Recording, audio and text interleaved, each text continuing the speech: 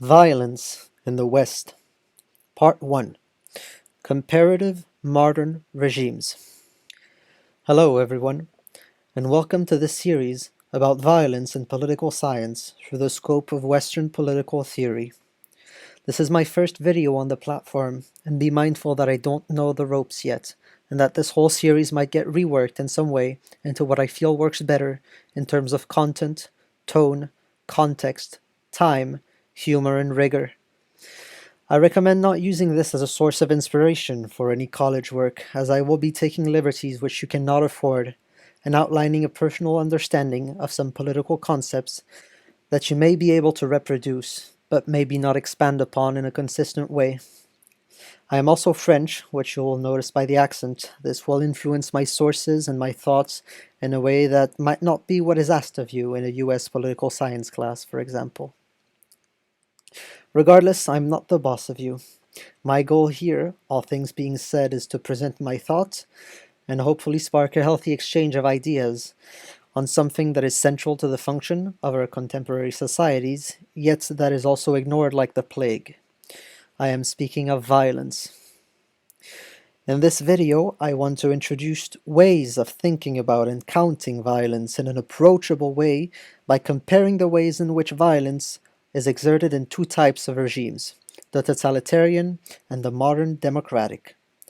To do this, I'll go around the central question by first asking how democratic regimes are more pacifistic than totalitarian ones. It's not a dumb question. The United States, the showcase of democracy in the world, has been at peace for only a tiny fraction of its history. This nation, along with France and the United Kingdom, is one of the three that have participated in the most battles.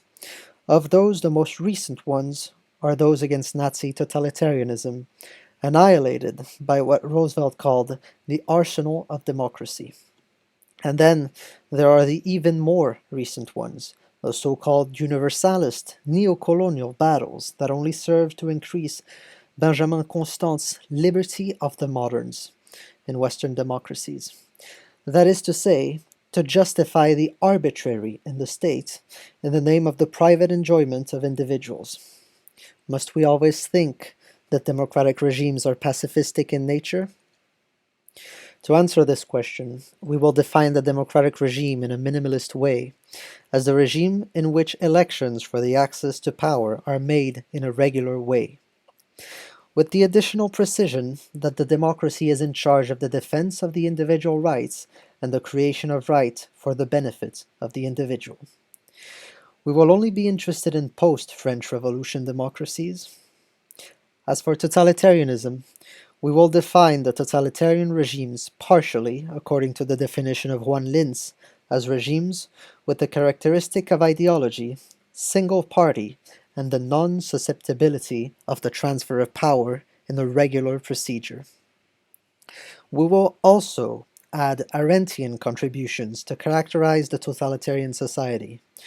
Totalitarianism is a mass organization composed of atomized and isolated individuals who owe total loyalty to the regime. Finally, we'll define pacifism as the intersection of the satisfaction of the status quo and the refusal of violence in all its shapes and forms. It immediately follows that no regime is peaceful, but we will only study here which is the least peaceful. The advantage of this definition, although it may seem like an automatic surrender, immediately contradictory, is that it will allow us to combine the modalities of the social peace, or the social war, it is often the same thing, which is internal to totalitarianism and to liberal democracies, while devoting ourselves only minimally to the aspects that concern international relations. Our aim is to compare the regimes strictly. To do so, we will examine the modalities of the exercise of the regime within the framework of our definition, its individual and political consequences first for liberal democracy and then for totalitarianism. And finally, we will put in parallel the logic of functioning of totalitarianism and liberal democracy in a materialist way to conclude on the degree of pacifism of each. The biggest difference between democracy and totalitarianism is, of course, that democracy recognizes and promotes the multiplicity of society through the search for consensus via the election, provided that it does not promote through political parties a factionalization of society that leads to an oligarchy, as some, like Schumpeter, might think. For them, democracy is a regime in which the people can choose their tyrant at regular intervals by means of the election. This multiplicity, which we stated, is already a source of violence for some thinkers like Tocqueville, who conceives of the tyranny of the majority, the fact that during a series of votes the minority can be systematically crushed by the majority. However, this multiplicity of the society is the fundamental element which allows in theory to create the right of each one, and a fortiori the common right, that is to say the unity of society, which in our object of study represents the fundamental and inalienable rights arrogated to the human form. In tune with what follows from the election, from this unity necessarily follows a form of authoritarian violence. It is the Gewaltmonopol, the monopoly of the legitimate violence of Max Weber, that the democratic state must possess to guarantee the social contract, the fundamental rights, and the democratic functioning. That is the organization of the system. We see from the outset that the democratic regime includes an internal component of violence that is fundamental and that will continue indefinitely because it is necessary for it to exist. Like everything that touches on democracy, this translates into a contradiction that we have chosen to emphasize on with our definition. It is the minimum of violence required for a peaceful functioning, that is to say, that preserves the social status quo. However, the modern liberal democracy, like totalitarianism, is not a fixed social machine. Its institutions are in charge of democratic progress, which is to say the creation of material conditions for technical and individual progress and the creation of social conditions for legal progress. As any change, this one operates with violence, and is in particular not peaceful against agents of which one did not judge historically useful to be objects of studies, such as nature with a big N, whose transformation and exploitation will be in the materialist history the source of the emancipation of humanity. A flagrant and modern example.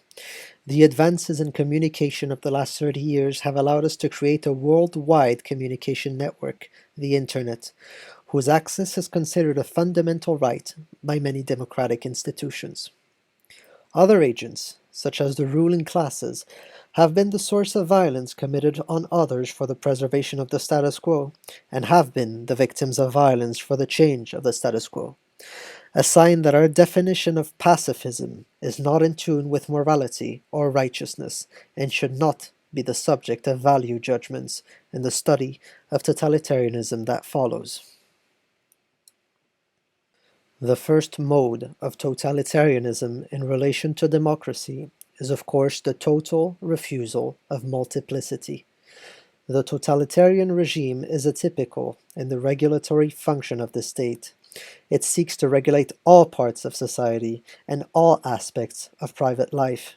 A simple maxim of this difference from democracy is that where democracy seeks to bring the citizen into the function of the state, totalitarianism brings the function of the state into the citizen.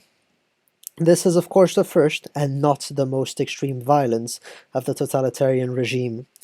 This violence of unity, which is tenfold compared to democracy, is not only the property of the regime stricto sensu, it is often delegated to the citizen.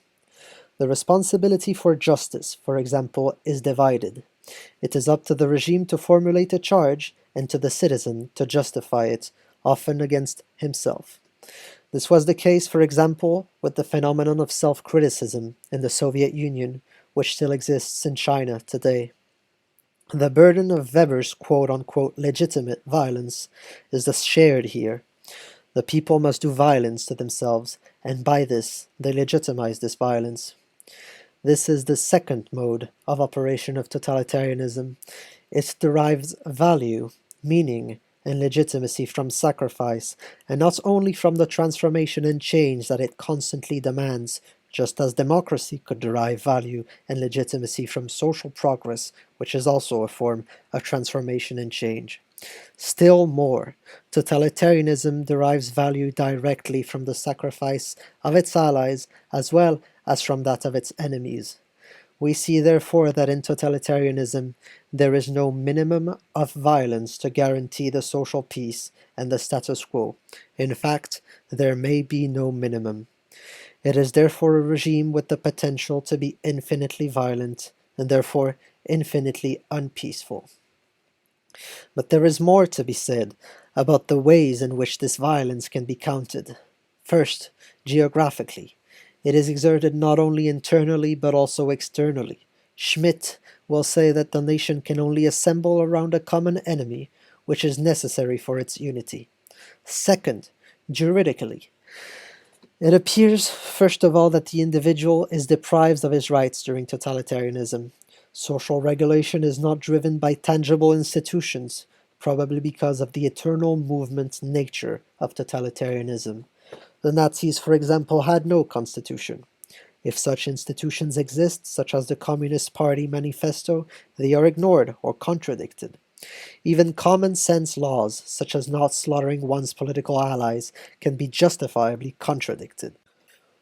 For thinkers of National Socialism such as Carl Schmitt, sovereign authorities have the power to decide on exceptions, even to unwritten laws of common sense.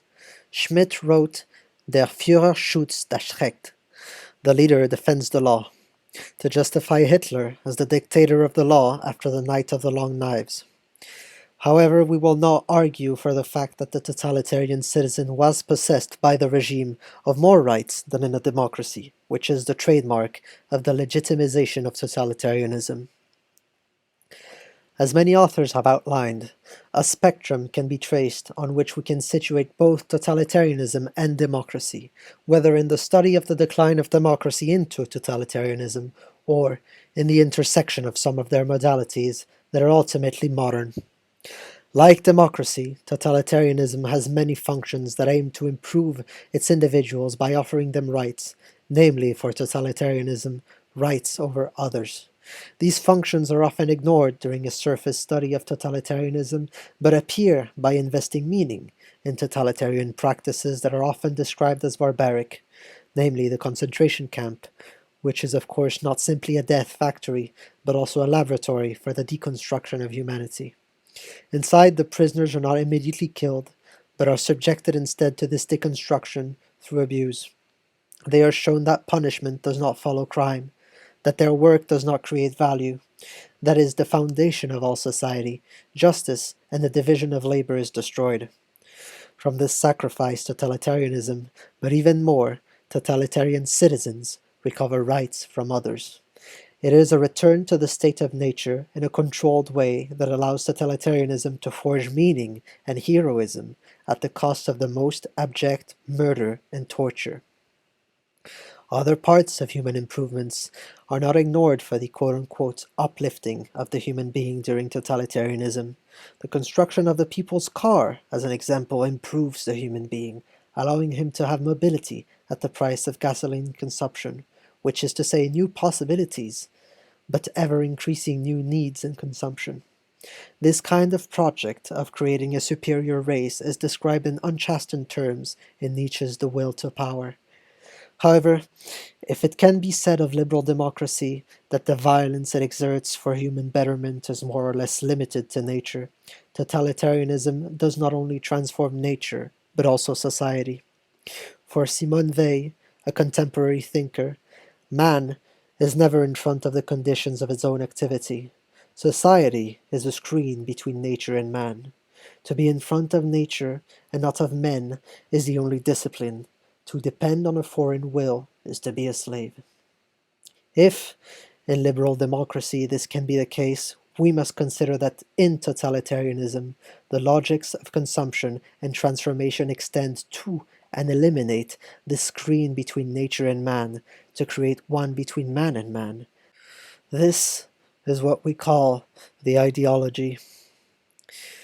Thus, if one can arrogate to any democracy the necessity to create other democracies for common security, but in the optics of the cooperation in the same political language for the progress of humanity, which does not satisfy pacifism but misses it by little, the logics of totalitarianism that are the conquest and consumption of the whole world, according to Arendt, for reasons that are often accelerationists, are not peaceful either, but to a higher degree, on a higher dimension, so to speak.